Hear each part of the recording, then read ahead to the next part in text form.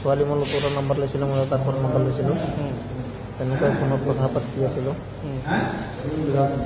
কি নাম? আচলতে কালি ঘৰ চাকৰি ক'ত ধৰিলে?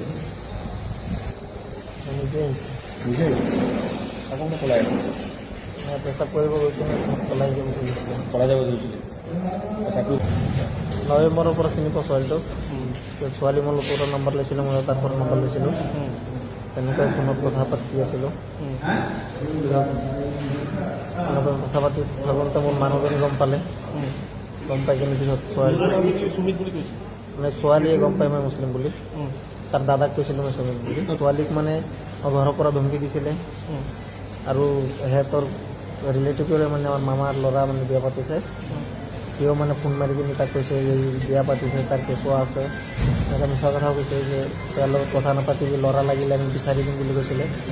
কিন্তু সি মানা নাই, মোক কৈছে তই যদি মোক বিয়া নাপাত তেতিয়াহ'লে মই মৰি যাম আৰু তোক ফচাই দিম বুলি কৈছিলে।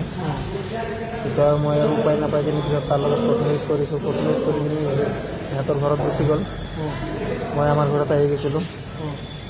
কিহৰ কাৰণে মাজত মই ফোনত কথা হয়।